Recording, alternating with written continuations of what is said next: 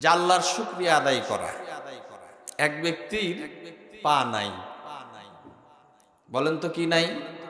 পা নাই। আরেক ব্যক্তির জুতা নাই।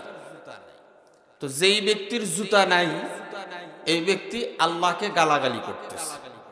মূর্খ মানুষ তো আল্লাহকে বিভিন্ন ভাষায় গালাগালি করতেছে যে আল্লাহ অমুকের 10 তালা দিলা, গাড়ি দিলা, বাড়ি দিলা, নারী দিলা, আর আমার একজোড়া পায়ের স্যান্ডেল জুতাই হয় না।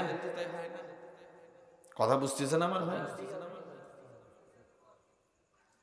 তো অনেক বকাবকি করার পরে রাস্তা দিয়ে যাচ্ছে, গ্রীষ্মকালীন রাস্তা দিয়ে পথ চলতেছে।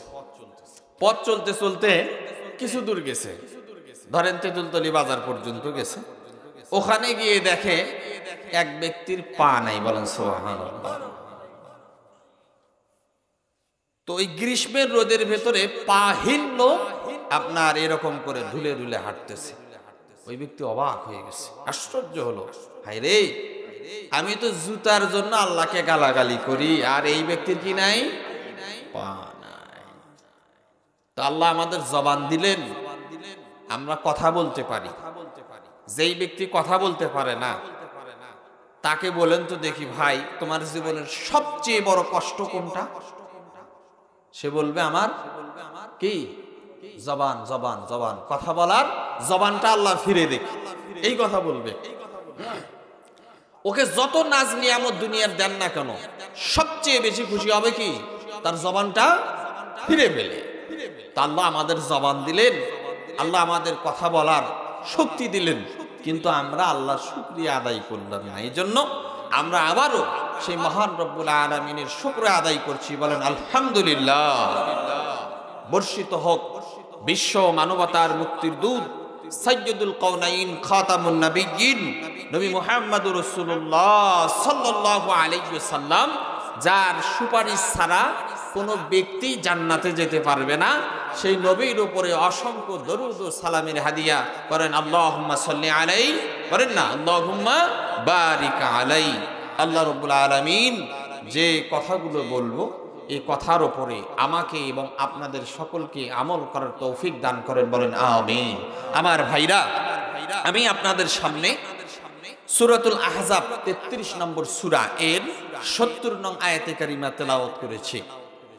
আমি যতক্ষণ কথা বলবো, কোরআনের আয়াত বলবো, হাদিস বলবো, আপনারা একটু মনোযোগ সহকারে দিলের কান দিয়ে শ্রবণ করবেন তো ইনশাআল্লাহ। কারা কারা করবেন হাত তোলেন তো।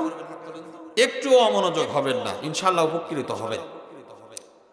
আল্লাহ রাব্বুল আলামিন ইমানদার যারা, যে সমস্ত ব্যক্তিরা আল্লাহকে বিশ্বাস করে, ইমানদার কাকে বলা হয়? যারা আল্লাহর উপরে পূর্ণ আস্থা, বিশ্বাস, ভরসা রাখে, তাদেরকে কি বলা হয়? ইমানদার বলা হয়। তো আল্লাহ রাব্বুল আলামিন বলেন, ইয়া আইয়ুহাল্লাযীনা আমানুত্তাকুল্লাহ, হে বিশ্বাসীগণেরা তোমরা আল্লাহকে ভয় করো। আল্লাহ দুটো কথা বলবেন এখানে। আল্লাহ রাব্বুল আলামিন বলেন, ইয়া আইয়ুহাল্লাযীনা আমানুত্তাকুল্লাহ, হে বিশ্বাসীগণেরা তোমরা আল্লাহকে ভয় করো। আল্লাহকে আল্লাহ বললেন, হে বিশ্বাসীগণেরা যারা আমাকে মানো, তোমরা আমাকে কি করো? ভয় করো। ভাই কথা বলেন, আল্লাহ কি বললেন? তার মানে হলো যার ভেতরে আল্লাহর ভয় থাকবে, যেই ব্যক্তির ভেতরে শুধুমাত্র আল্লাহর ভয় থাকবে, ওই ব্যক্তি চুরি করতে পারবে, ব্যভিচার করতে পারবে, সুদ খেতে পারবে, ঘুষ খেতে পারবে, অন্য কোনো অন্যায় অবিচার করতে পারবে। করার আগে কার কথা মনে হবে? কথা বলেন না ভাই, কার কথা মনে হবে? আল্লাহর কথা মনে হবে। ব্যবসায়ী কখনোই ওজনে কম দিতে পারবে না। দেখতেছেন কে? আল্লাহ। ডিজিটাল মিটারে দেখবেন 1 কেজি গোস্ত কিনে নিয়ে আসতে, ওখানে দেখবেন 50 গ্রাম, 100 গ্রাম, 200 গ্রাম মাংস কম দেয়, ঠিক না বেঠিক? যতই ক্যাপাসিটি করেন কম দেবে। তো ওর ভিতরে যদি আল্লাহর ভয় থাকে, ও যদি ইমানদার হয়, তাহলে কি এই যে 1 কেজি গোস্তের ভেতরে 200 গ্রাম, 50 গ্রাম, 100 গ্রাম গোস্ত কম দিতে পারবে? তো আল্লাহ বললেন, ইয়া আইয়ুহাল্লাযীনা আমানুত্তাকুল্লাহ, হে বিশ্বাসীগণেরা তোমরা আল্লাহকে ভয় করো। এক নম্বরে কথা আল্লাহ বললেন, 2 নম্বরে বললেন ওয়াকুলু কাওলান সাদীদা, বলেন সুবহানাল্লাহ। এরপরে আল্লাহ রাব্বুল আলামিন বললেন এবং ওয়াকুলু তোমরা বলো কাওলান সাদীদা, সত্য কথা বলো। যখন কথা বলবে তখন তোমরা সত্য কথা বলবে। এখন নিঃশ্বাসে নিঃশ্বাসে আমরা কি বলি? মিথ্যা কথা বলি। আমাদের সকালটাই শুরু হয় কি দিয়ে? মিথ্যা কথা দিয়ে। ঘুমানোর আগেও কি? মিথ্যা কথা দিয়ে। স্ত্রী ফোন দিচ্ছে, কোথায় তুমি? বলে আমি বাজারে আছি। স্বামী যদি ফোন দেয়, তুমি কোথায়? বন্ধু ফোন দিচ্ছে, কোথায় আছে? তেতুলতলি। এদিকে দেখবেন মাদ্রাসার এখানে আছে। এই যে মিথ্যার উপরে প্রতিষ্ঠিত আমাদের সমাজ, আমার জীবন, আমার পরিবার, আমার ফ্যামিলি, প্রত্যেকজন ব্যক্তি। তো আল্লাহ রাব্বুল আলামিন 2টা নোটিশ করলেন। কয়টা? বলেন না ভাই, কয়টা? 1 নম্বরে বললেন আমানুত্তাকুল্লাহ, আল্লাহকে ভয় করো। 2 নম্বরে বললেন ওয়াকুলু কাওলান সাদীদা। 2 নম্বরে আল্লাহ বললেন যখন কথা বলবে তোমরা সত্য কথা বলবে। এই 2টি কাজ যেই ব্যক্তি করতে পারবে, আল্লাহ রাব্বুল আলামিন বললেন তাদেরকে আমি 2টি পুরস্কার দেব। কয়টা? বলেন না ভাই, কয়টা? আমার ভাইরা, আল্লাহ বললেন 1 নম্বর পুরস্কার হলো ইউসলিহ লাকুম আমালাকুম, আমি আল্লাহ রাব্বুল আলামিন ওই ব্যক্তির জীবনের যত আমল আছে সব আমলগুলো আমি আল্লাহ পরিশুদ্ধ করে দেব। বলেন সুবহানাল্লাহ। মানুষ ভালো পোশাক পরতে চায় না? কথা বলেন না, ভালো পোশাক পরতে চায় না? প্রত্যেক ব্যক্তি ভালোটা প্রাধান্য দেয়।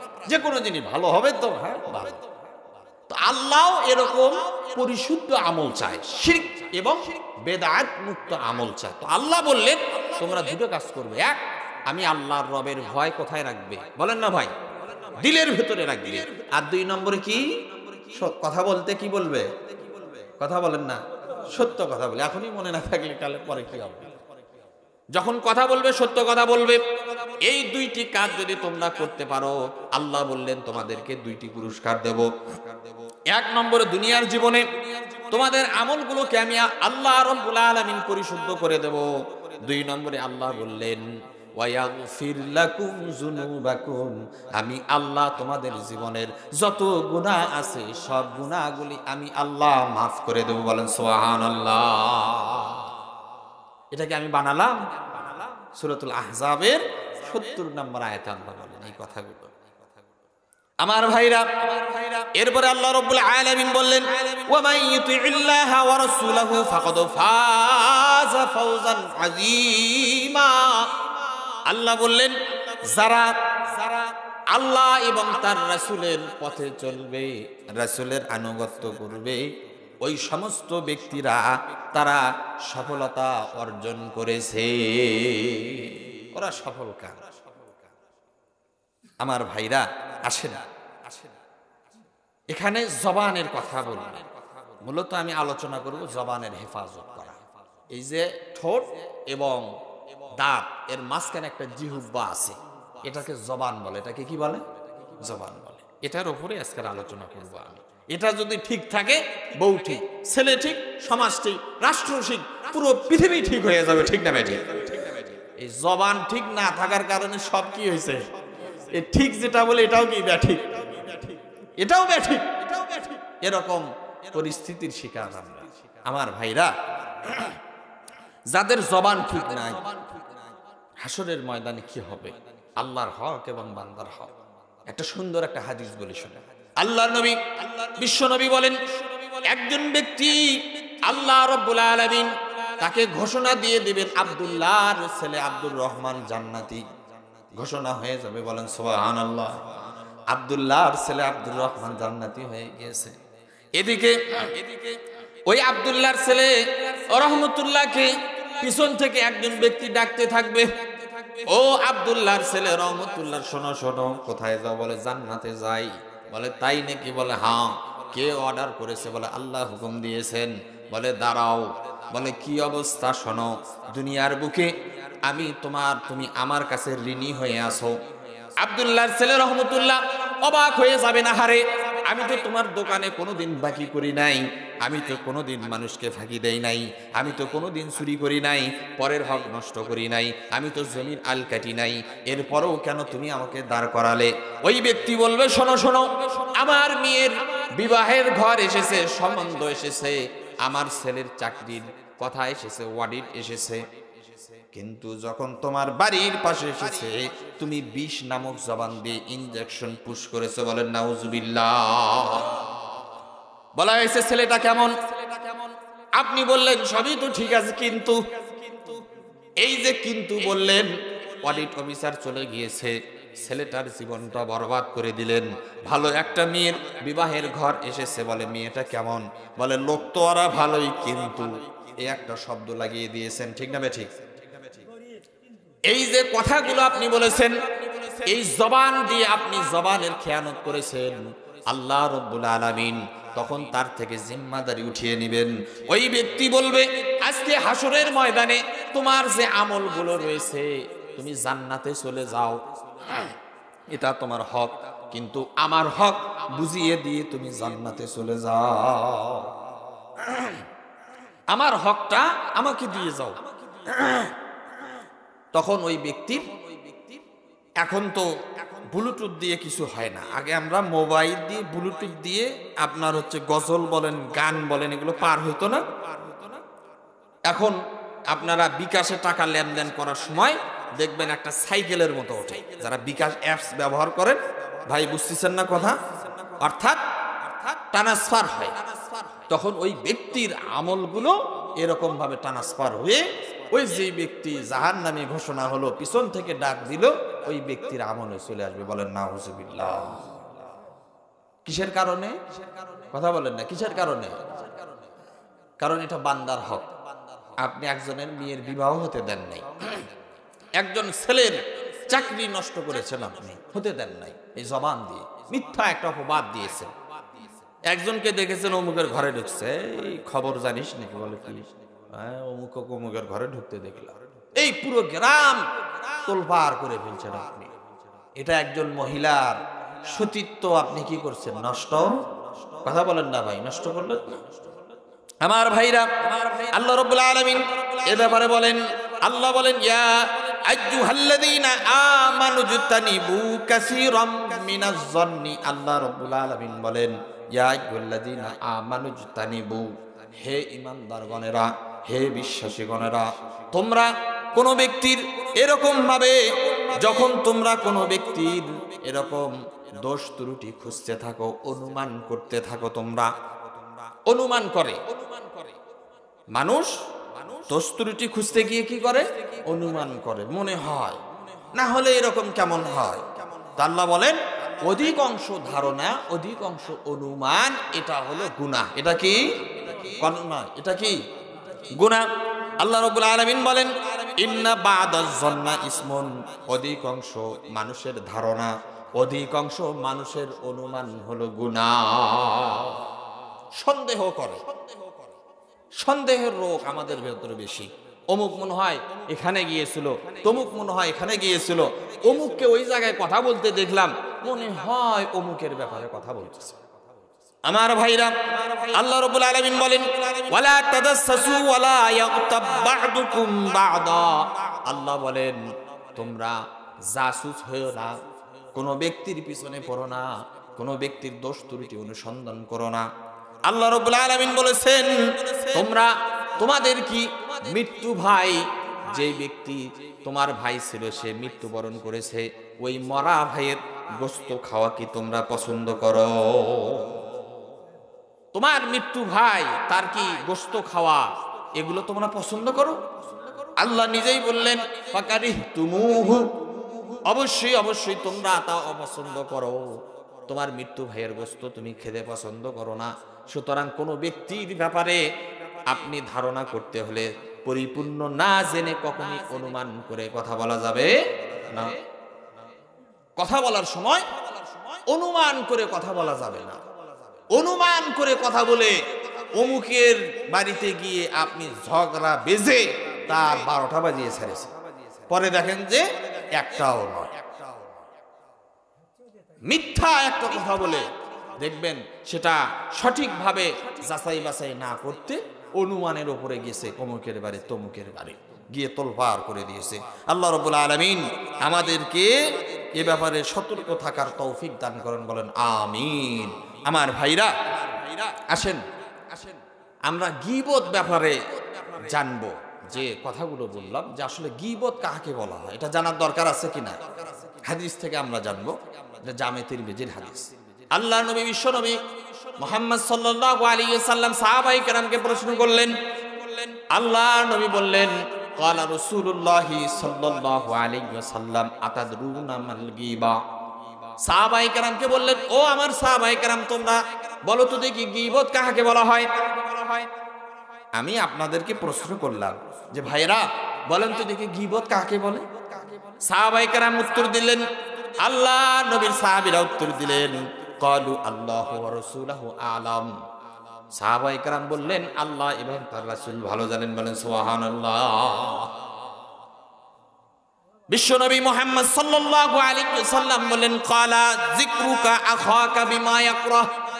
তোমার ভাইয়ের অপছন্দনীয় কোনো কাজ সমালোচনা করা, যেই কাজটা তোমার ভাই অপছন্দ করে ওই কাজকে নিয়ে তুমি গবেষণা করলে, সমালোচনা করলে। সাহাবায়ে কেরাম বিশ্বনবীকে বললেন, কিলা আফরাইতা ইন কানা ফি আকি মা আকুল।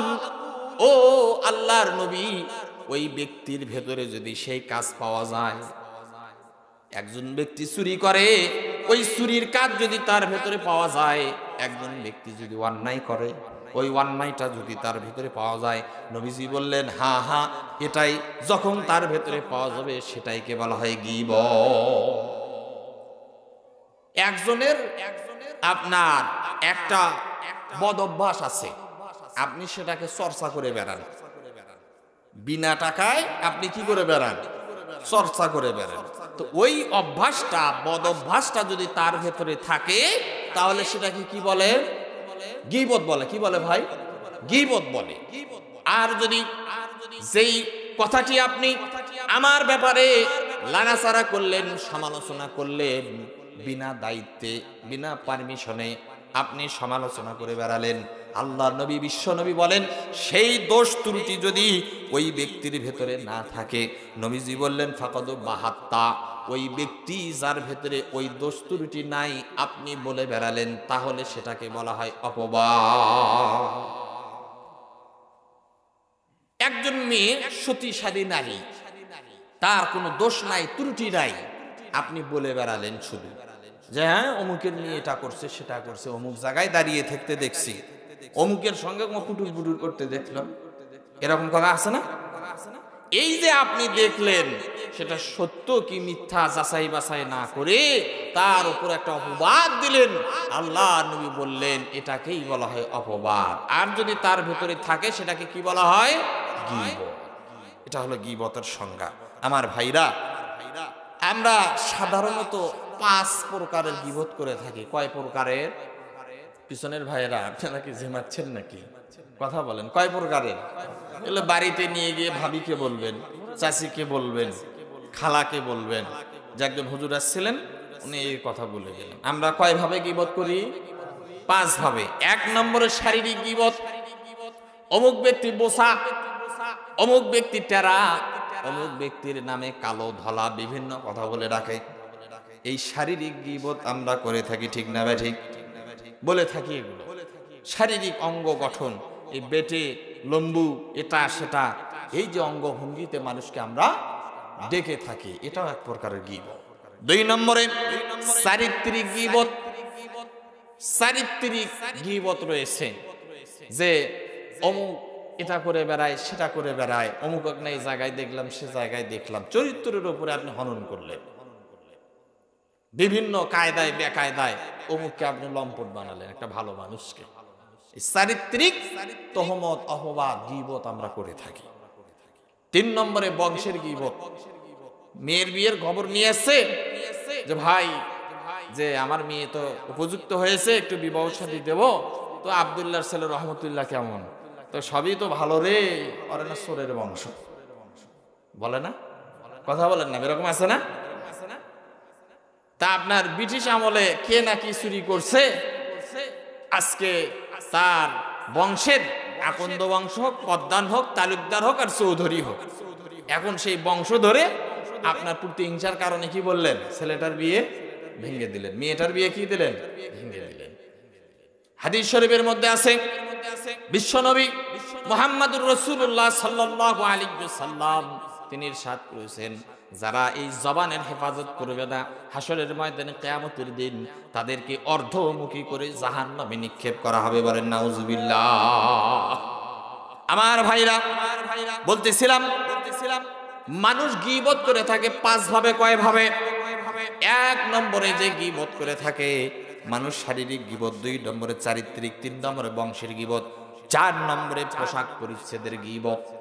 কিরকম? চারজন পাঁচজন বন্ধু একটা আপনার ক্লাবে ধরেন অনুষ্ঠানে দাওয়াত করছে। আচ্ছা, হাতের পাঁচ আঙ্গুল কি এক? বলেন না, হাতের পাঁচ আঙ্গুল এক নয়। কোনোটা খাটো হবে, বড় হবে, ছোট হবে, লম্বা হবে, এই জন্যই তো হাত পাঞ্জা। তো পাঁচ বন্ধুই তো এক হতে পারবে না। এক বন্ধু ধরেন আপনার শু পরে নাই, শুধু বাটা জুতো পরছে, কিংবা আপনার উত্তম পোশাক হয় নাই, স্বাভাবিক পোশাক পরে গেছে। তখন আরেক বন্ধু এক বন্ধুকে ঠেস মেরে বলে, দেখছো ওরে এই সমাজে কি এইভাবে মানায়? কমপক্ষে একটু ভালো করে আসা লাগে না? এ দেখো না কিভাবে টাই কোট পরে আছে সবাই, তো আমাদের দেখে একটু শেখে না? এরকম আছে না? এই বলা বলি করে অন্যদের। এই যে বলা বলি যেটা করে, এটাও এক প্রকারের কি গীবত। পাঁচ নম্বরে গীবত পরস্পরের একটা গীবত আছে। পরস্পরের গীবত কেমন? ইশারায়, ইশারা ইঙ্গিতে হয়। কেমন? চার টলে স্টলে যে কোনো এক চৌ মাথায় মরে দুইজন কথা বলতেছে, একজন বলতেছে এ নাম বলা যাবে না, বুঝতেছি তো? হ্যাঁ বুঝিচ্ছি তো। এখন পাশে আর একজন আসে বলে, হ্যাঁ ভাই ঠিকই আছে, আমিও বুঝছি বুঝছি বুঝছি। এই যে বুঝের উপরে তিনজন বুঝমান, সেখানে কথার ইশারায় ভঙ্গিতে এটা হচ্ছে, এটাও এক প্রকারের কি গীবত। বলেন নাম বলা যাবে না, বেড়ারও কি আছে, কান আছে। এই জন্য এসব গীবত থেকে আমাদেরকে বেঁচে থাকতে হবে। কারণ হাসরের ময়দানে আল্লাহ রাব্বুল আলামিন বলেন, হাসরের ময়দানে আপনার মুখ সাক্ষ্য দেবে, হাত কথা বলবে, পায়ে কথা বলবে। আল্লাহ বলেন, ইয়াউমা তাশহাদু আলাইহিম আলসিনাতাহুম ওয়া আইদিহিম ওয়া আরজুলুহুম বিমা কানু ইয়ামালুন। হাত কথা বলবে, জবান কথা বলবে, মুখ কথা বলবে। আল্লাহ, আমি অন্যায় অশ্লীল কথা, ব্যাহত অনর্থক কোনো কথা বলতে চাই নাই, জোরপূর্বক ভাবে আমি জবান আমাকে সে ব্যবহার করেছে। হাত বলবে আল্লাহ জোরপূর্বক ভাবে আমাকে অন্যায় কাজে ব্যবহার করেছে। পা বলবে আল্লাহ আমি অন্যায় কাজে যেতে চাই নাই, আমাকে যেতে বাধ্য করেছে। লব্ব গুয়াত মঞ্চুনি বুসিদাম, দজদ গুয়াত মঞ্চুনি দুজদিদাম, চিদ গোশ গুয়াত চিদা আজম রুল কালাম। হাত কথা বলবে আমি চুরি করতে চাই নাই, আমাকে চুরি করিয়েছে।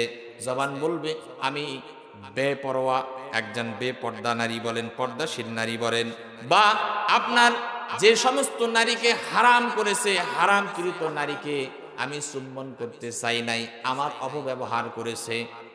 কান বলবে আমাকে কোরআন শুনতে দেয় নাই, আমাকে আল্লাহর কালাম কোনোদিন শুনতে দেয় নাই। 24 ঘন্টা খারাপ কাজ, যে সমস্ত অশ্লীল কথা, অশ্লীল ব্যাহাপনা, যত প্রকার কার্যকলাপ রয়েছে সব কিছু আমাকে দিয়ে ব্যবহার করেছে। আল্লাহ বলবেন খুজু ফাগুল্লু, এই ব্যক্তিকে ধরো এবং জাহান্নামে নিক্ষেপ করো। বলেন নাউজুবিল্লাহ। আমার ভাইরা, এই জবানের সৎ ব্যবহার করতে হবে। সমাজটা যত বিকলাঙ্গ, আপনার এই মহা ঔষধ যেগুলো রয়েছে এর মধ্যে সবচেয়ে সমাজ পঙ্গু হওয়া, এই পঙ্গু হওয়ার যত মহা ঔষধ তার মধ্যে এক নম্বর হলো জবান। এই জবান দিয়েই গুনাহের শুরু চলছে। যেটা নয় সেটাকে হয়, যেটা হয় সেটাকে নয় করতেছি আমরা প্রতিনিয়ত। এই জন্য এই জবানের হেফাজত করতে হবে। আমার ভাইরা, আল্লাহর নবী বিশ্বনবী মুহাম্মদ সাল্লাল্লাহু আলাইহি ওয়াসাল্লাম, সহিহ বুখারীর হাদিস, বিশ্বনবী বলেন মান কানা ইউমিনু বিল্লাহি ওয়াল ইয়াউমিল আখিরি ফালইয়াকুল খায়রা আও ইয়াসমুত। যেই ব্যক্তি আল্লাহকে বিশ্বাস করবে এবং তার রাসূলের উপরে ঈমান আনবে এবং আখিরাতকে বিশ্বাস করবে। আল্লাহ নবী বললেন সেজন্য কথা বলার সময় কি কথা বলে? ভালো কথা বলে। কি কথা? ভালো কথা। আর যদি ওই ব্যক্তি যদি ভালো কথা বলতে না জানে সেজন্য চুপ থাকে। দেখবেন দুইজন বোন বলেন মা বলেন এক জায়গায় হলে শুরু হয়ে যায় পরের গীবত। হয় ছেলের বইয়ের গীবত করবে কিংবা অন্যের বইয়ের গীবত করবে। এটা না করলে আমাদের পেটের ভাতই হজম হয় না। এটা মারাত্মক অন্যায়। এর চেয়ে আর বড় অন্যায় কি হতে পারে যে আপনি একজনের বইয়ের বিনা পারমিশনে তার অনুমতি ছাড়া তার দোষ ত্রুটি আপনি খুঁজে বেড়াচ্ছেন, তার ঘরের কান বেজে দিচ্ছেন, দেয়ালে কান বাজাচ্ছেন, সে কি আলাপ করে সেগুলো শুনতেছেন, শুনে আবার অপরকে গিয়ে লাগাচ্ছেন। হারাম, সবচেয়ে বড় একটা হারাম কাজের মধ্যে একটা হারাম কাজ যে আমরা রাস্তা দিয়ে চলতে দেখবেন হুট করে ওখানে স্বামী স্ত্রী কথা হচ্ছে কিংবা মায়ের ছেলে কথা হচ্ছে কিংবা পারিবারিক কথা চলতেছে, দেখবেন বেড়ার কাছে কান কথা আছে না? এরকম সাংবাদিক আছে না? এই যে তারা কি কথা বলে না বলে এগুলো শুনলেন, শোনার পরে আপনি দেখলেন তারা বের হওয়ার আগে আপনি চলে গেছেন। এটা মুনাফিকের আলামত, মুনাফিকের চরিত্র। এমন চারিত্রিক যাদের রয়েছে এরা কখনোই জান্নাতে যাবে না। কথা লাগানো, খসানো, মানুষের ভেতরে বিবাদ লাগিয়ে দেওয়া, গন্ডগোল লাগিয়ে দেওয়া। আল্লাহ রাব্বুল আলামিন আমাদেরকে সমস্ত পাপাচার থেকে হেফাজত করেন, বলেন আমিন। ভাইরা, কথা শুনলেন কিন্তু আমল করলেন না। এই কথাগুলো বললাম বা আরো সামনে বলবো, কিন্তু আপনি আমল করলেন না, তো এই কথার দ্বারা কোনো উপকার হবে না। সকালবেলা শুরু করে দিলেন, আবার এগুলো শুরু করে দিলেন। কি দরকার আছে নিজের খেয়ে পরের সমালোচনা করা? বুদ্ধিমান কাকে বলে জানেন? বুদ্ধিমান তো ওই ব্যক্তি আল কাইয়িসু মান দানা নাফসাহু আমিলা লিমা বাদাল মাউত। জ্ঞানী ওই ব্যক্তি, দার্শনিক ওই ব্যক্তি যে নিজের নফসের সমালোচনা করে, বলেন সুবহানাল্লাহ। নফসের বিরুদ্ধে আচরণ করে। ওয়া আমিলা লিমা বাদাল মাউত, আখিরাতে গোছায়, মৃত্যু পরবর্তী জীবনের জন্য সামানা তৈরি করে। নির্বোধ কাকে বলে জানেন? যে পর সমালোচনা করে নিজের আমলগুলো বরবাদ করে। হাসরের ময়দানে আল্লাহর নবী সাহাবায়ে কেরাম জিজ্ঞেস করলেন, সাহাবায়ে কেরাম কি? ও আমার সাহাবায়ে কেরাম, বলো তো দেখি সবচেয়ে গরিব এবং অসহায় কোন ব্যক্তি? আল্লাহর নবীর সাহাবীর উত্তর দিলেন, যার হাত নাই, যার টাকা পয়সা নাই। স্বাভাবিক প্রশ্ন, স্বাভাবিক উত্তর। নবীজি বললেন, না, যার হাত নাই সে অসহায় নয়। যার টাকা নাই, ঘর নাই, বাড়ি নাই, যাকে গরিব বলে, মিসকিন বলে, সে অসহায় নয়। অসহায় তো ওই ব্যক্তি হাসরের ময়দানে যার লক্ষ কোটি কোটি গুণ এরকম ভাবে পাহাড় সমতুল্য আমল হবে। আমলগুলো আপনার জ্যোৎস্নার মতো দেখা যাবে, তারকার মতো চকমক করবে, সূর্যের মতো স্পষ্ট দেখা যাবে, কিন্তু কিছুক্ষণ পর সেগুলো কালো হয়ে যাবে, বলেন নাউজুবিল্লাহ। কিসের কারণে? এই যে জবানের হেফাজত না করার কারণে, বদ আমল করার কারণে। আমল, সদ আমলগুলো বদ আমল দিয়ে আপনার পরিবর্তন হয়ে যাবে। এই জন্য জবানের হেফাজত করা, কখনোই এই জবানকে আপনার পাপাচার কাজে ব্যবহার করা যাবে না। আমার ভাইরা, একটা হাদিস বলি, সহিহ বুখারীর হাদিস 6478 নাম্বার, 74 নাম্বার হাদিস। নবীজি বলেন, তোমরা আমাকে দুইটা জিনিসের জামানত দাও। কয়টা জিনিসের? বলেন না, কয়টা জিনিসের? হাদিসের মধ্যে আছে। আমার ভাইরা, আমরা সাধারণত যদি দোকান নেই কিংবা কোনো প্রতিষ্ঠান যদি নেই, আপনার 1 লাখ, 2 লাখ, 5 লাখ টাকা জামানত দেওয়া লাগে, ঠিক না বে ঠিক? অগ্রিম কিছু টাকা, মোটা অঙ্কের টাকা দিতে হয়। আল্লাহ নবী বললেন, তোমরা আমাকে দুইটা জিনিসের জামানত দিবে। 1 নম্বরে, যেই ব্যক্তি আমাকে জবান হেফাজতের জামানত যেই ব্যক্তি আমাকে দেবে। 2 নম্বরে, যেই ব্যক্তি লজ্জা স্থানের হেফাজতের জামানত দেবে। কয়টা? বলেন না, কয়টা? একটা জবানের হেফাজতের জামানত, 2 নম্বর হলো লজ্জা স্থান হেফাজতের জামানত। নবীজি বলেছেন, আমি বিশ্ব নবী ওই ব্যক্তিকে জান্নাতে নিয়ে যাওয়ার জামিনদার হয়ে যাবে, বলেন সুবহানাল্লাহ। 2টা জিনিস যদি নবীকে উপহার দিতে পারেন, জবানের হেফাজত, লজ্জা স্থানের হেফাজত, যাবো কোথায়? জান্নাতে যাবো কোথায়? এটার দায়িত্ব নিলেন কে? স্বয়ং নবী মুহাম্মদ রাসূলুল্লাহ সাল্লাল্লাহু আলাইহি ওয়াসাল্লাম। বড় কঠিন বিষয়, বড় কঠিন বিষয়। জবান কন্ট্রোল করতে পারি না আমরা। এই জন্য আমাদেরকে জবান হেফাজত করতে হবে। বিশ্বনবী মুহাম্মদ সাল্লাল্লাহু আলাইহি ওয়াসাল্লাম হাদিসের মধ্যে বলেন, আমরা বড় খারাপ প্রজাতির মানুষ, আমাদের জবান আছে বিধায় আমরা সমাজকে নষ্ট করতেছি। গরুর জবান নাই, দেখেন গরু সুন্দরভাবে জীবন যাপন করে। বকরির জবান নাই, হাঁসের জবান নাই, সে কথা বলতে পারে না। পাহাড় কথা বলতে পারে না, মাটি কথা বলতে পারে না। মাটি কত শান্ত। নবীজি বলেছেন, কাফা বিল মারই কাযিবান আন ইউহাদ্দিসা বিকুল্লি মা সামিআ। নবীজি বলেন, যে ব্যক্তি যা শুনে তা বলে বলে, যাচাই বাছাই করে না। আপনি বললেন, তোমার কাছে এই কথাটি আমানত রাখলাম, এই কথাটা যেন অমুককে তমুককে না বলো, অমুককে তমুককে না বলো।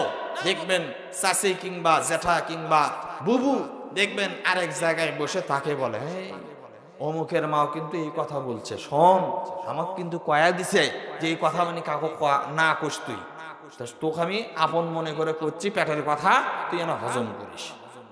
কথা কয় জায়গায় গেল? 2 জায়গায়। দুপুর না হতে হতেই ওই খালা আবার আরেক চাষির ঘরত গিয়ে একই কথা, কেন শুনছু? বলে কি? এটা এটা বলে তুই কোনটাই বলো যে অমুকের বউ করলো, খবরদার, মানা করে দিছে কিন্তু, ঠিক না বে ঠিক? এরকম আছে না?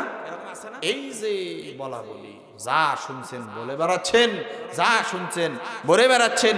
আল্লাহ নবী বলেন, মিথ্যাবাদী হওয়ার জন্য এটাই যথেষ্ট।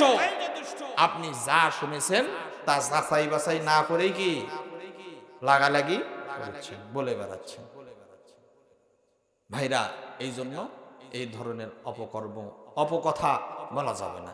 এর দ্বারা সমাজ নষ্ট হয়ে যাচ্ছে, সমাজ বিকলঙ্গ হয়ে যাচ্ছে।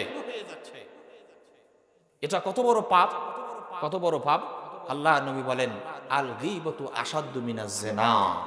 সমাজের ভেতরে গোপনে যারা করে তারা তো সারে, কিন্তু জিনা ব্যভিচার যদি ওপেন হয়ে যায়, কেউ যদি ধরা পড়ে, বলেন তো দেখি, তার আলকাতারা লাগায় না, দাড়িকে মেদায় না, কথা বলেন না, আছে না এরকম?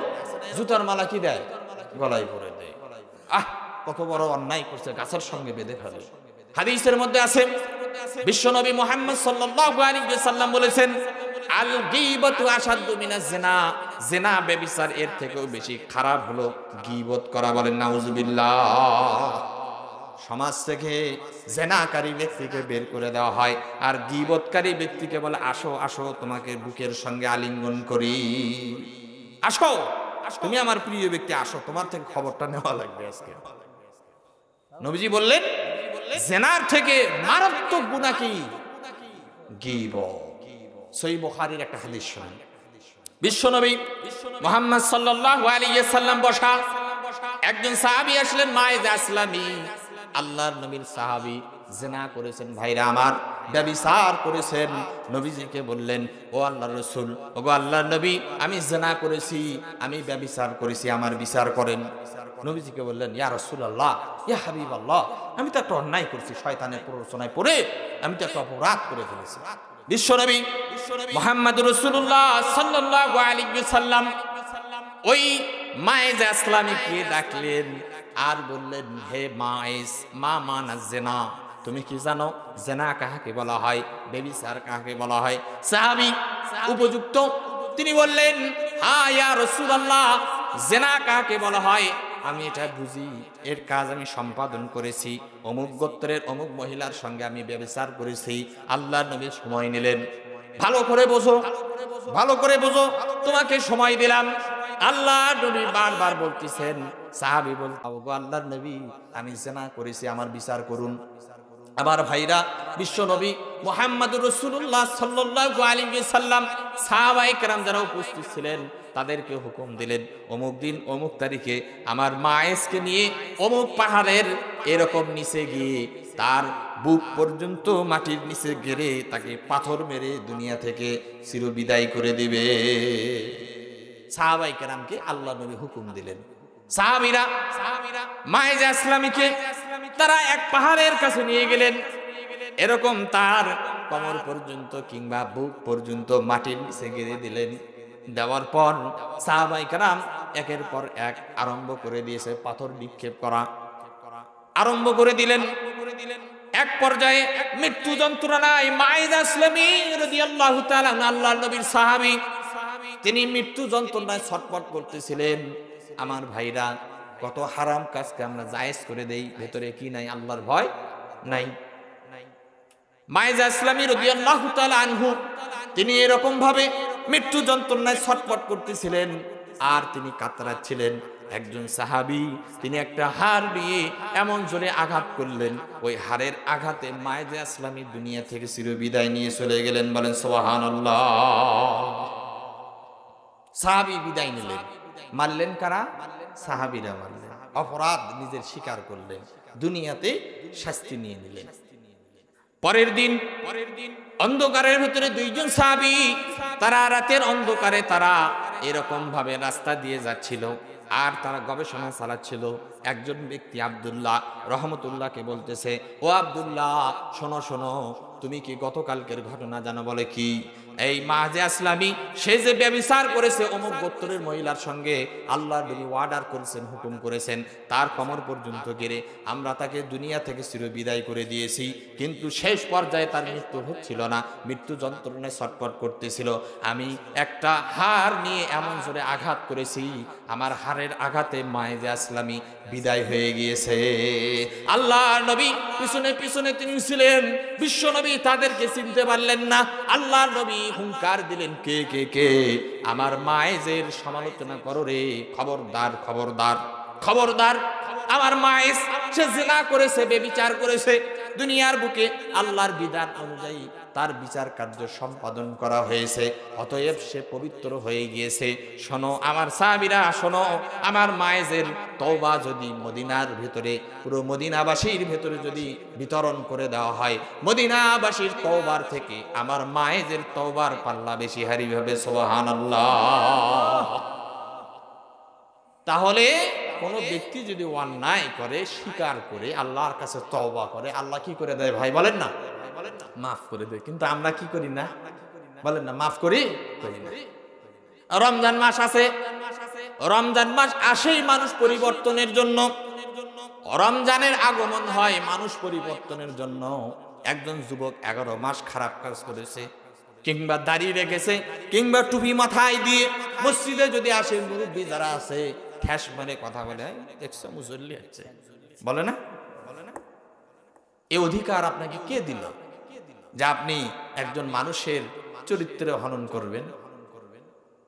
হাদিস শরীফের মধ্যে আছে, কোন ব্যক্তি জীবনে অনেক সুন্দর সুন্দর আমল করেছে, দুনিয়ার বুকে অনেক সুন্দর সুন্দর আমল করেছে, আপনার 12 হাত পাগড়ি পরে বেড়ায়, লম্বা লম্বা দাড়ি নাভির নিচে পর্যন্ত চলে গিয়েছে, সাদা জুব্বা পরে বেড়ায়, আমার ভাইরা, ওই ব্যক্তিকে হাদিসের মধ্যে বলা হয় নাই সে জান্নাতি, এই রাইট দেওয়া হয় নাই। কারণ হাদিসের মধ্যে আছে, বিশ্বনবী মুহাম্মদ সাল্লাল্লাহু আলাইহি ওয়াসাল্লাম বলেন, ইন্নামাল আমালু বিল খাওয়াতিম। একজন ব্যক্তি সারা জীবন অপকর্ম করেছে, সারা জীবন খারাপ কাজ করেছে, কিন্তু মৃত্যুর পূর্বে তওবা করে আল্লাহর কাছে এমন ভাবে সে বিদায় নিয়ে গিয়েছে, আল্লাহ খুশি হয়েছেন, আল্লাহ ওই ব্যক্তিকে জান্নাতে দিবেন। বলেন সুবহানাল্লাহ। অনেক ব্যক্তি রয়েছেন পৃথিবীর বুকে, অনেক ভালো ভালো আমল করেছে, অনেক সাহাবী ছিল যারা নবীজি যখন জীবিত ছিলেন, আমার ভাইরা, নবীজি থাকা অবস্থা তারা ঈমানদার ছিল।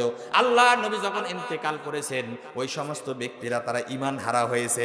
আহারে, নবীকে ইন্তেকাল করতে পারে, তার মানে কুমন্ত্রণা, মুনাফিকি ছিল, ওই ব্যক্তিরা ঈমান হারা হয়ে গিয়েছে। তার মানে হলো, কোনো ব্যক্তি যদি এখন বর্তমানে ভালো আমল করতেছে, ওই ভালো আমল দেখে আপনি তাকে জান্নাতের সার্টিফিকেট দিতে পারবেন না। এই জন্য কোনো ব্যক্তি যদি রমজান আসে মানুষ পরিবর্তনের জন্য, কোনো বোনের যদি বিবাহ হয়, সারা জীবন সে কি করেছে? পর্দাবিহীন চলেছে, আর বিবাহের পরে স্বামী তাকে ওয়াদা করেছে, ওয়াদা নিয়েছে যে তুমি আমার স্ত্রী, তুমি আমার স্ত্রী, আজকের পর থেকে তুমি পর্দা করবে, নিকাব পরে পরিধান করে চলাফেরা করবে। বাবার বাড়িতে গেছে, ঠ্যাস মানে, বোনেরা আছে না, আমাদের সঙ্গে কলেজে গেল, এটা সেটা করলো, আর দেখছো আজকে বিয়ে হয়, কালকেই কি পর্দা করা লাগবে, আছে না এরকম ভাই? বসেন,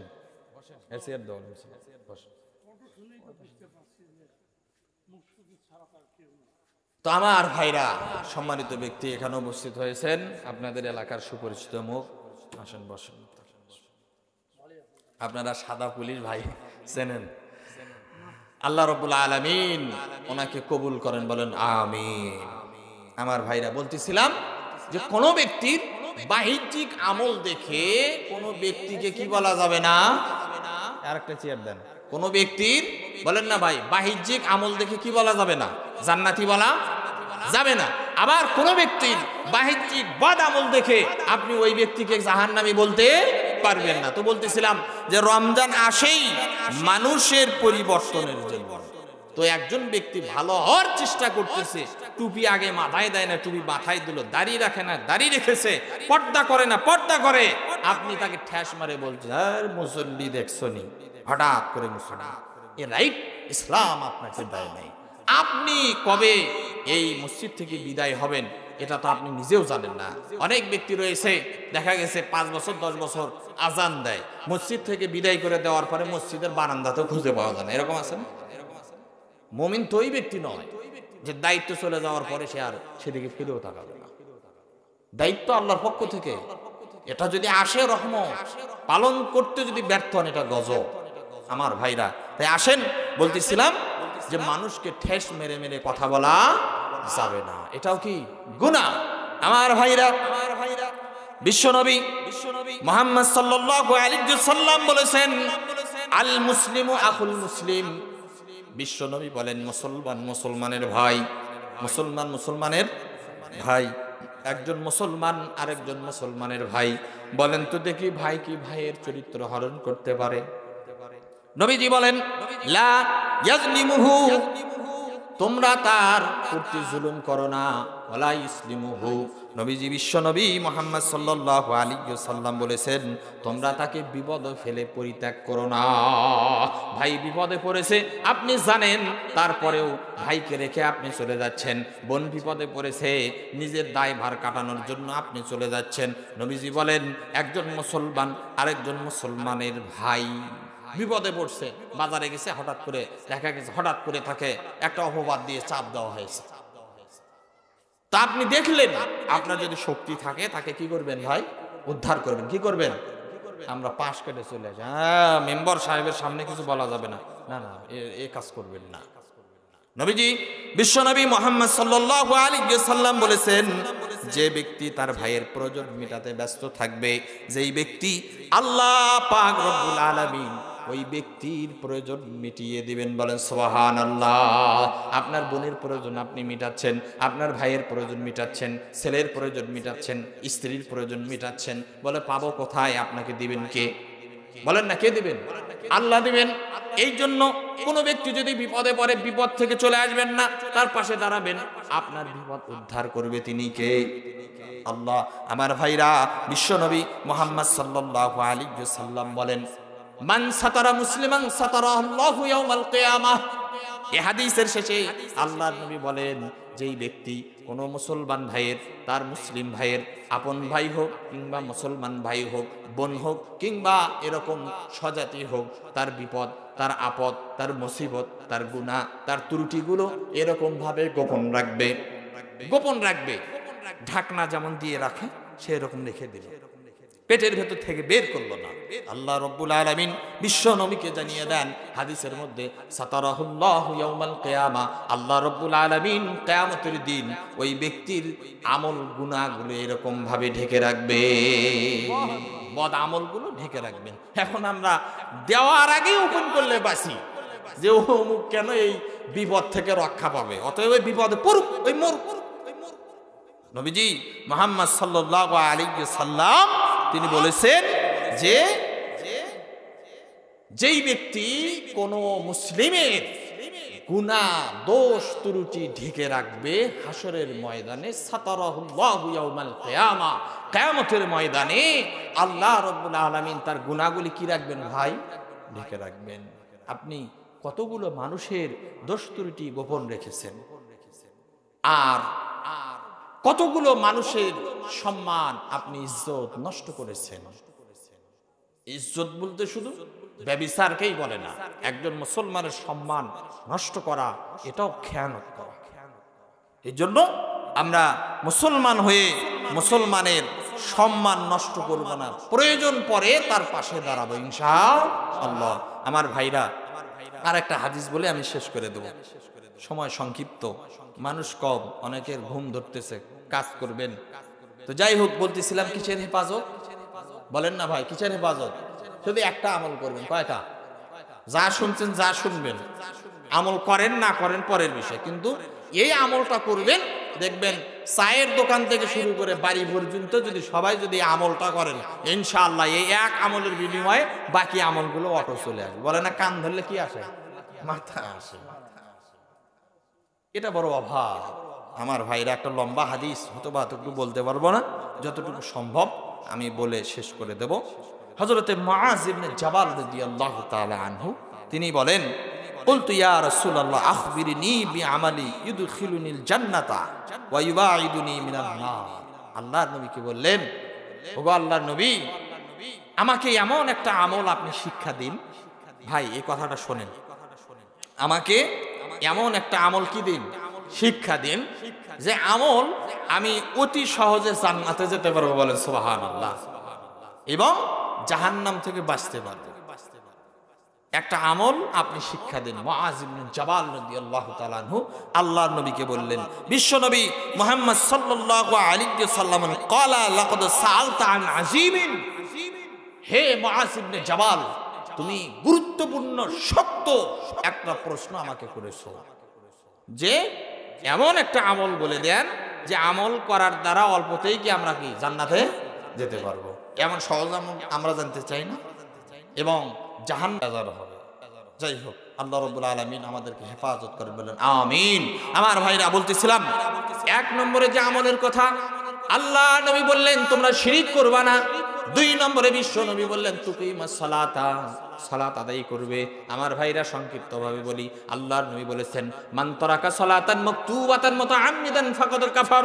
যেই ব্যক্তি ইচ্ছাকৃতভাবে, মাকতুবাতান মানে ফরজ সালাত, মুতাআম্মিদান মানে ইচ্ছাকৃতভাবে যেই ব্যক্তি পরিত্যাগ করবে, আল্লাহর নবী বলেছেন ওই ব্যক্তি কুফরি করলো। বলেন নাউজুবিল্লাহ। জীবনে কতবার মুয়াজ্জিনের আজান শুনেছেন? কয়দিন মসজিদে গেছেন? শুক্রবারে, তাও কত কষ্ট করে না গেলে মায়ে কি বলবে, বইয়ে কি বলবে, যে নিসরকে দিয়ে কি আমার বিয়ে দিয়েছে রে, শুক্রবারও জামাত মসজিদে যায় না, এই ভয়ত কি যায় মসজিদে যায়। আমার ভাইরা, বলতেছিলাম যে দুই নম্বরে জান্নাতে যাওয়ার সহজ রাস্তা তুকিমাস সালাত, সালাত আদায় করা। তিন নম্বরে আল্লাহ নবী বললেন ওয়া তুতিয়াজ যাকাতা। জান্নাতে যাওয়ার সহজ রাস্তা হলো যাকাত যারা দেবে তারা জান্নাতে যাবে।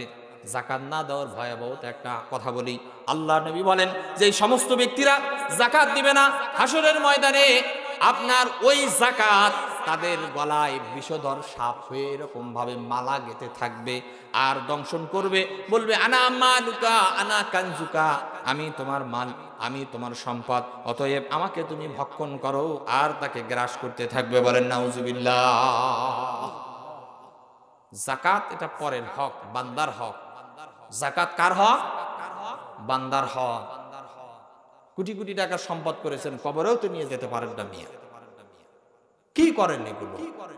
এই জন্য যাকাত কখনোই নিজের কাছে রাখবেন না।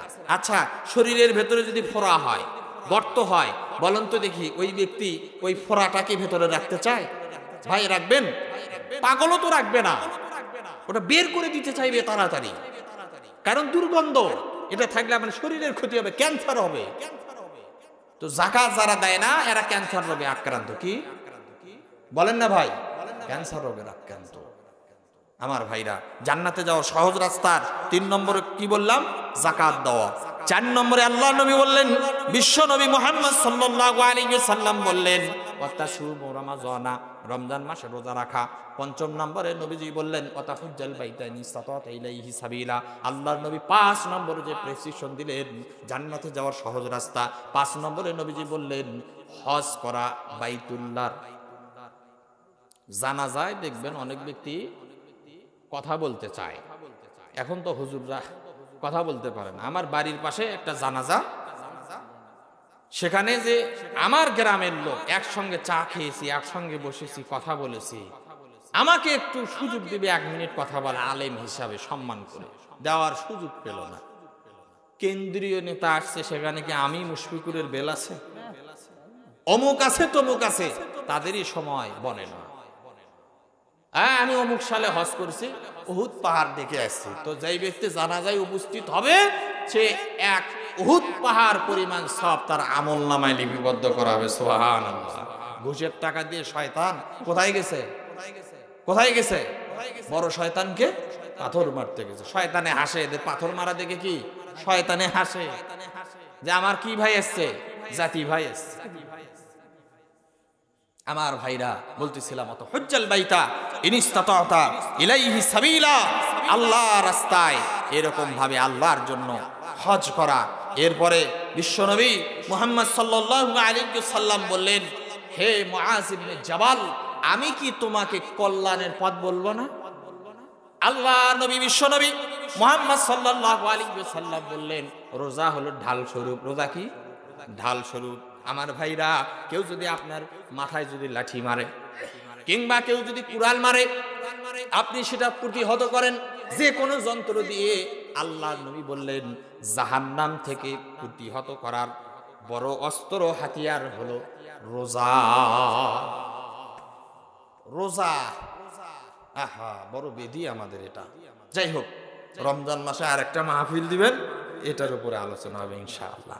আমার ভাইরা বলতেছিলাম, জান্নাতে যাওয়ার কি ভুলে গেছেন আপনার সহজ রাস্তা। কে বললেন? সাহাবী মুআজ ইবনে জাবাল রাদিয়াল্লাহু তাআলা আনহু আল্লাহর নবীকে বললেন, আমাকে একটা সহজ রাস্তার কথা বলেন। আল্লাহর নবী 1 নম্বরে 2 নম্বরে করতে করতে 5টা কথা বললেন ইসলামের। এরপরে বললেন যে আমি কি তোমাকে কল্যাণের পথ কথা বলবো না? নবীজি মুহাম্মদ সাল্লাল্লাহু আলাইহি ওয়াসাল্লাম বললেন যে রমজানের সিয়াম এটা হলো জুন্নাতুন ঢাল স্বরূপ। এরপরে আসেন, সময় সংক্ষিপ্ত আমার ভাইরা, মূল আলোচনায় যাচ্ছি। আমি ওই জবানের কথাই বলবো। আল্লাহ নবী বিশ্বনবী মুহাম্মদ সাল্লাল্লাহু আলাইহি ওয়াসাল্লাম সাহাবীকে তিনি বললেন, অনেক লম্বা হাদিস সংক্ষিপ্ত করে বলি আমার ভাইরা, তিনি বললেন কর্মের মূল কোনটা? যে কোনো কর্মের একটা মূল আছে না, শিকড় আছে না? আল্লাহ নবী বিশ্বনবী মুহাম্মদ সাল্লাল্লাহু আলাইহি ওয়াসাল্লাম তিনি বললেন, সব কর্মের মূল হলো ইসলাম। যত কাজ করেন না কেন, যদি ইসলাম না থাকে ওই কাজের কিনে 4 পয়সার দাম নাই। যে কোনো কাজ করেন, গোড়া কি? ইসলাম। মূল কি? ইসলাম। এই বাইদে নিয়ে আসে না, সিঙ্গা লাগায়, এরা দেখবেন কসম কিরে কেটে খায় না, বিভিন্ন কসম কাটে না। তো যে বোতলের তলা নাই, বলেন তো দেখি, সারা দিন যদি তেল ঢালে ওই বোতলে থাকবে? থাকবে না। তা যার ঈমান নাই, সে যদি কসম করে, কোরআনের কসম, হাদিসের কসম, তার জীবনের কসম, বলেন তো দেখি ওই কসমের কোনো দাম আছে? মানুষকে বলে আসলে তো বেঈমান, ওর তো নিজের ঈমান নাই, বিধর্মী। তো সব কর্মের মূল কি? ইসলাম। আমার ভাইরা, বিশ্বনবী মুহাম্মদ সাল্লাল্লাহু আলাইহি ওয়াসাল্লাম বললেন, তার স্তম্ভ হচ্ছে নামাজ, তার স্তম্ভ হচ্ছে সালাত।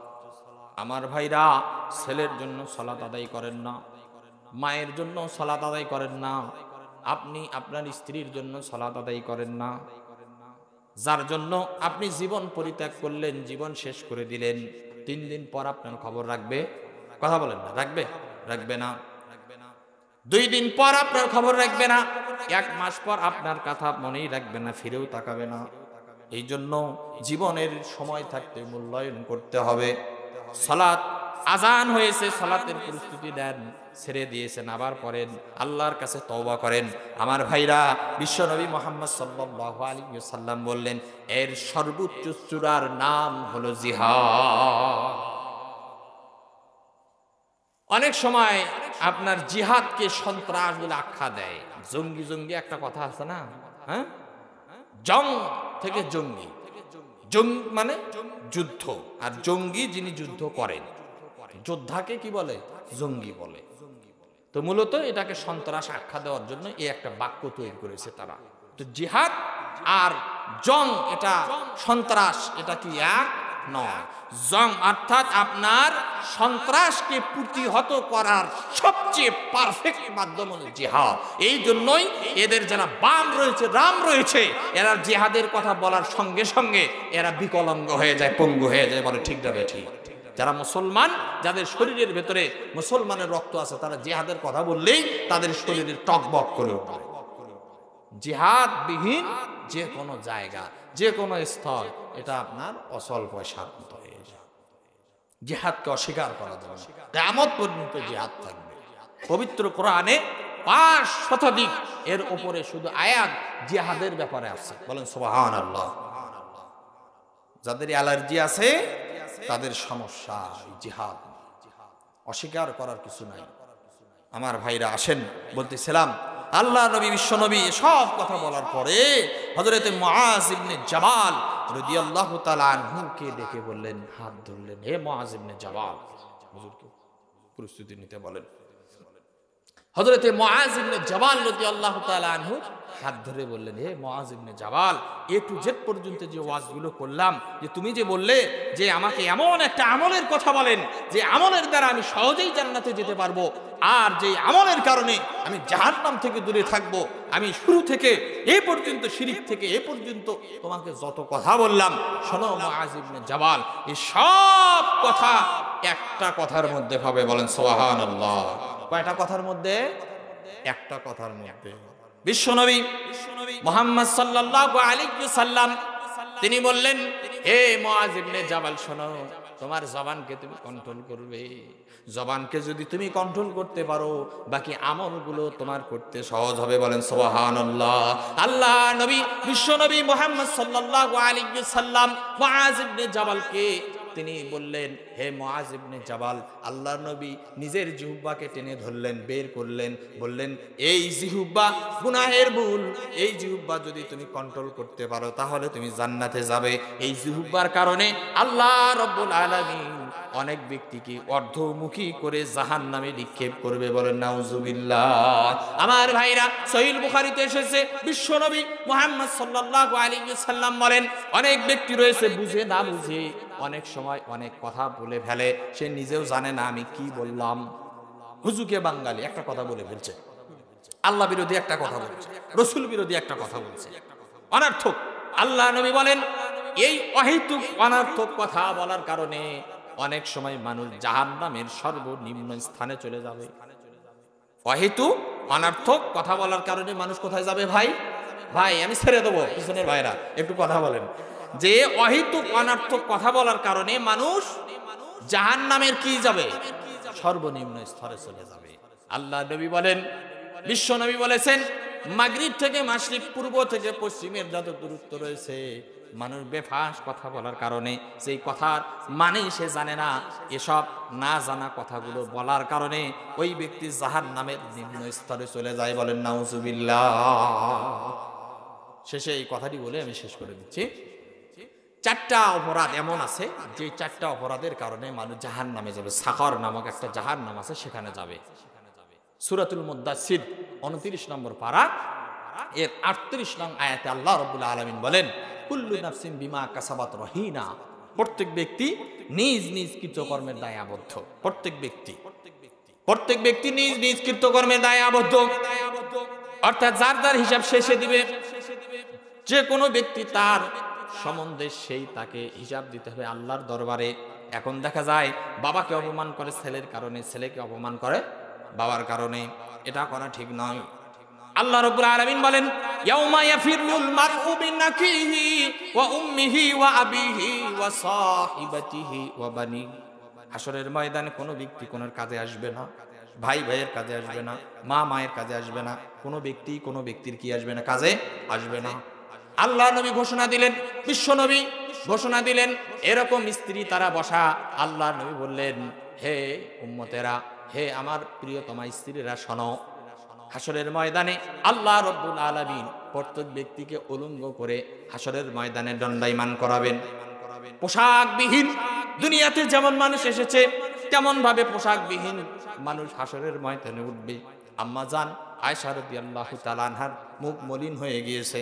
আল্লাহ নবীকে বললেন, ইয়া রাসূলুল্লাহি, ইয়া হাবিবাল্লাহি, হাসরের ময়দানে আমরা কিভাবে উলঙ্গ হব? ওগো আল্লাহর নবী, আমাদের কি শরম লাগবে না? আমাদের কি লজ্জা করবে না? আম্মা জানের কথা আল্লাহ নবী বুঝতে পেরেছেন।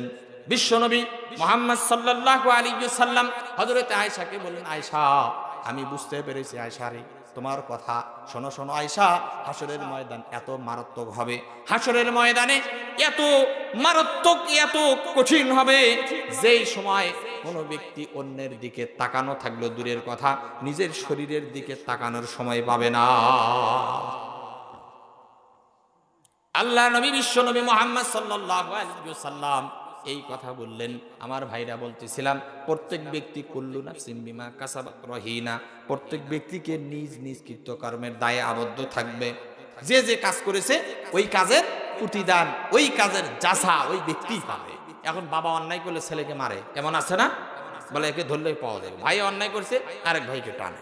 সুদের টাকা লাগাইছে, এক ভাইকে দিছে, দেখবেন অন্য অন্য একটা ক্যাপাসিটি করে ভালো যে ব্যক্তি আছে তাকেও তার ভেতরে ইনভলভ করে, খারাপ বানানোর মাস্টার আমরা। আমার ভাইরা বলতেছিলাম যে 4টা অপরাধের কারণে মানুষ জাহান্নামে যাবে। তার মধ্যে 1 নম্বর অপরাধ যেটা বললাম, ক্বালু লাম নাকু মিনাল মুসাল্লিন, যে সালাতের কথা আলোচনা হয়েছে, যে আল্লাহ রাব্বুল আলামিন তাদেরকে বলবেন, হে জাহান্নামীরা, তোমরা আজকে কেন জাহান্নামে আসলে? তখন তারা বলবে, আমরা অপরাধ করেছিলাম। কয়টা ভাই? 4টা। 1 নম্বরে বলবে, ক্বালু, জাহান্নামীরা বলবে, লাম নাকু মিনাল মুসাল্লিন, আমরা দুনিয়ার বুকে নামাজি ছিলাম না, মুসল্লি ছিলাম না। মসজিদ তো বানানোর জন্য প্রতিযোগিতা করি আমরা, সভাপতি সেক্রেটারি হওয়ার জন্য কি করি? প্রতিযোগিতা করি। সভাপতির কাজকে, সেক্রেটারির কাজকে মসজিদ চাকচিক্য করা না। সভাপতি, সেক্রেটারি বা অন্য অন্য যারা গুরুত্বপূর্ণ ব্যক্তি আছে তাদের কাজ হলো মুসল্লি বাড়ানো। তাদের কাজ কি? মুসল্লি বাড়ানো। দায়িত্ব পেলেই হয়, পরের দিন থেকে আর খবর থাকে না, শুধু সপ্তাহে সপ্তাহে আসে টাকা বানার জন্য। ঠিক না বেঠিক? আমার ভাইরা, দায়িত্ব বুঝতে হবে। দায়িত্ব যেমন গজব তেমন রহমত। দায়িত্ব পালন যদি করেন রহমত, আর যদি না পালন করেন তাহলে কি? গজব। মসজিদ বানায় উদ্দেশ্য কি? পাল্লা দেয়। প্রধানের একটা মসজিদ করছে, আকন্দরাও একটা করবে, চৌধুরীরা করছে, তালুকদারেরও একটা করবে, কিন্তু সবাই সমন্বয় করে একটা মসজিদ করবে যেখানে মুসল্লিরা আসবে। এরকম পরিবেশ আমরা করি না। বড় আফসোসের বিষয়, সাহাবায়ে কেরামের জমানায় মসজিদ ছিল কাঁচা, মুসল্লিরা ছিল পাকা। এখন মসজিদ হয়েছে পাকা, মুসল্লিরা হয়েছে কাঁচা। আমার ভাইরা, 2 নম্বর অপরাধ হবে যে ওই সমস্ত ব্যক্তি যারা আপনার ওয়ালাম নাকু নুতঈমুল মিসকিন, গরিবদেরকে কি দেয় না? আহার্য দেয় না। লিল্লাহি তাকবীর।